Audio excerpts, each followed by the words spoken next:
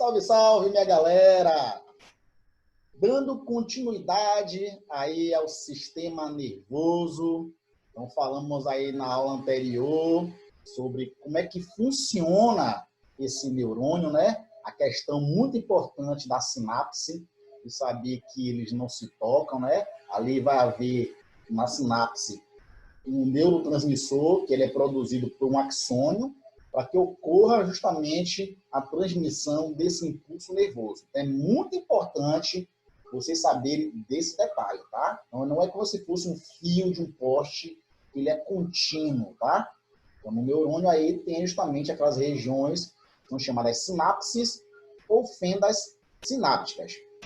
Na aula de hoje, nós iremos verificar como é que se divide esse sistema nervoso, tá? Então, fiquem ligados e eu prometo novamente que essa aula vai ter aí no máximo 10 minutinhos. Fiquem tranquilos, beleza, meu povo? Então, vamos lá, compartilhar a tela e aqui, justamente, vamos ter onde nós paramos, né? Então, só lembrando que a condução, ele sempre tem o mesmo sentido. Então, dendrito, corpo celular e axônio, só para a gente relembrar aí, tá? Mas vamos aí, tá? A questão do sistema nervoso central e o sistema nervoso periférico. Então, o sistema nervoso periférico, nós não iremos estudar ele hoje. Nós só iremos estudar parte do sistema nervoso central, que é um pouquinho grande, tá? A gente precisa entender algumas coisas aí. Tá, professor? O que é o sistema nervoso central? Já falamos disso também lá no iníciozinho do ano, quando nós falamos de quê? De quê? Dos sentidos, tá? Então, visão, tato, paladar, etc. Então, todos os sentidos, eles estão ligados ao sistema nervoso central. Então, muito cuidado quando se fala do cérebro, tá? Então, o cérebro é apenas uma parte desse encéfalo aqui, ó. Então, o cérebro vai estar aqui, tá? Então, como é que se divide o sistema nervoso? Eu tenho o sistema nervoso central e o sistema nervoso periférico. O periférico vem de longe do centro, tá? Então, e o Wendel, como é que seria dividido o sistema nervoso central? Beleza, nós já sabemos também que já falamos sobre ele.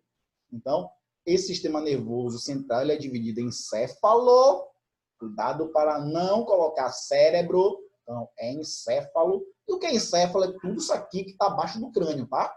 Essa massa toda que está abaixo do crânio se chama encéfalo. E a medula espinhal. Então, aqui do encéfalo vem a medula espinhal até o cóccix, que é aquele ossinho que nós temos lá na bunda, tá? Então, é o último osso que nós temos lá na bunda, que é chamado de cóccix. Esse aí é como se forma o sistema nervoso central, beleza? Já o periférico são os conjuntos de nervos, os nervos que nós temos, tá? Em todo o corpo, beleza? Mas, nessa aula de hoje, nós vamos focar apenas no sistema nervoso central, centralizado. É o mais importante, tá? Não dizendo que o periférico não seja, mas o central que comanda todas as atividades que nós temos. Vamos lá. O sistema nervoso central, então, ele é formado de encéfalo, tá? Então, aqui é toda a porção, essa massa que fica no nosso crânio, tá? Então, estrutura situada no crânio, então, abaixo do crânio, ó, o osso protegendo, função do tecido ósseo, lembra? Composta pelos órgãos, ó, pronto. Aí, o encéfalo é dividido nesses seguintes órgãos. Cérebro, que é o principal dele, tá? Então, é o centro de controle. Nós temos o cerebelo, nós temos a ponte e o bulbo. E aí eu vou explicar para vocês a função de cada estrutura dessa, tá? Já na medula espinhal, então tudo isso aqui está aqui, ó. Então, cérebro, a ponte, tá? O bulbo e o cerebelo. O cerebelo fica aqui atrás, certo? O bulbo também fica atrás, tá? E a medula espinhal, essa medula, gente, é um cordão que fica dentro da nossa coluna vertebral, tá? Então, é um cordão, é como se você tivesse um tubo de água, tá? Um tubo, e você passasse um cordão dentro desse tubo. Então, na verdade, a medula espinhal seria esse cordão que fica protegida pela coluna vertebral, que seria esse tubo aí, certo? Então, é um cordão nervoso. Situada, ó, no interior da coluna vertebral. E tem uma coisa interessante que sempre, às vezes, algumas pessoas me perguntam, tá, quando as pessoas ficam tetraplégicas ou paraplégicas, o que é que acontece? Quando a pessoa tem uma lesão nessa parte chamada de cervical, tá? Cervical, então que é a parte aqui, em alguns casos ocorre uma lesão aqui, ó, na parte de cima. Isso quer dizer que daqui para baixo a pessoa não terá sensibilidade, por isso que ela fica tetra. Então daqui para baixo todos os membros não funcionam, tá?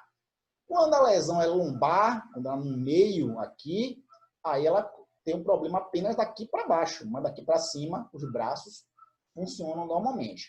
Então, é dessa forma aí que acontece algumas lesões, então queda de cavalo, quedas em geral, né? Então, pode acontecer essas lesões, tá? Então, muito cuidado com as quedas, beleza, gente? Tá.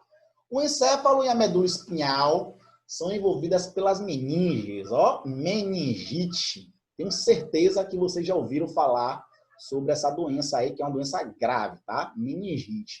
Então, meninge são membranas que vão envolver todo o sistema nervoso central. Então, não só a parte do encéfalo, tá? A parte da medula espinhal também. Em alguns livros, no livro de vocês, por exemplo, tem lá medula espinal. Espinal. Gente, tranquilo, tá? Também pode ser escrito dessa forma. Mas como a gente está aqui no Brasil, a gente fala medula espinhal, ok? Então, meninges são membranas que vão revestir o sistema nervoso central, tá? Vamos lá. Então, a visão aí de nosso encéfalo, tá? Então, eu tenho o cérebro, tá? Então, a primeira parte aí, a camada externa chama-se córtex cerebral, tá? Apresenta uma coloração acinzentada, por isso é chamada de substância cinzenta, então a parte mais externa. E a parte interna é chamada de substância branca. A gente não vai entrar muito nesse detalhe aqui, não. Então, o cérebro, tá? Ponte se localiza abaixo do cérebro e acima do bulbo. Então, a ponte já está dizendo, ela vai ligar o cérebro ao bulbo, tá? Então, serve de passagem para os impulsos nervosos. Não é isso que uma ponte faz? Tá. Reflexos associados às emoções, como o riso e as lágrimas, por exemplo. Deixa eu voltar aqui, que não veio sobre funções do cérebro, mas daqui a pouco eu digo, tá? Cerebelo se localiza logo abaixo do cérebro. Tem as seguintes funções: manter o tônus muscular, o músculo rígido, tá? Mantém o equilíbrio, coisa importantíssima isso.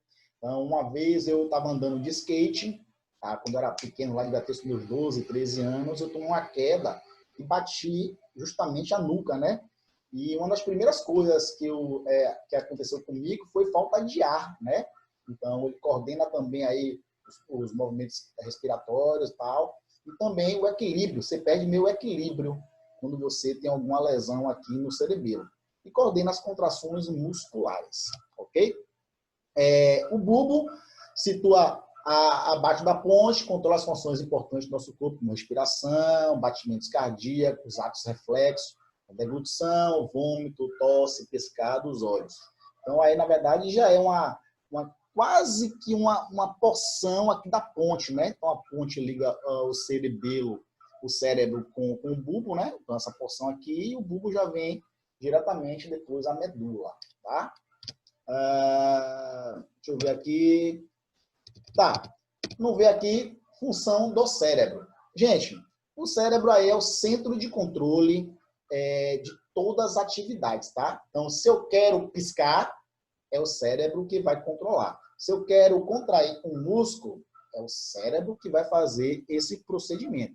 Então, na verdade, ele que vai controlar todas as nossas funções voluntárias, tá? Então, se eu quero estudar música, violão, então vou aprender a tocar violão. Então, o cérebro que vai processar. E o que acontece? Esse cérebro é como se fosse um pendrive, né? Na minha época não existia pendrive, existia disquete. Não sei se vocês já ouviram falar nisso. Disquete não cabia nenhuma imagem nele, se você quiser salvar uma imagem. Então, o espaço interno no disquete era muito pequeno. Hoje, pendrive, você grava várias coisas, tem pendrive de 1 tera, né? Então, o cérebro, ele é responsável pela memória, ele é responsável pela aprendizagem. Então, a gente quer aprender, o ato de aprender é repetição.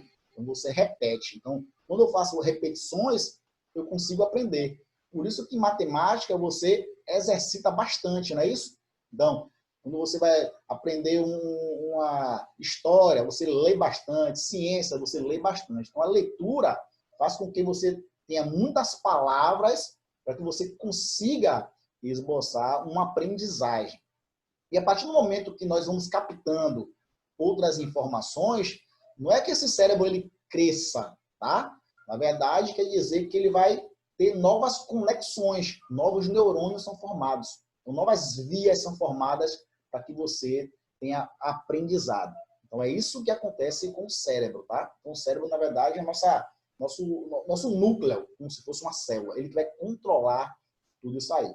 E a partir do momento, eu me pegava muito dizendo assim, eu odeio Zezé de Camargo e Luciano, quando surgiu logo lá, que cantava É o Amor, que mexe com minha cabeça e me deixa assim. Só que minha mãe é apaixonada por eles.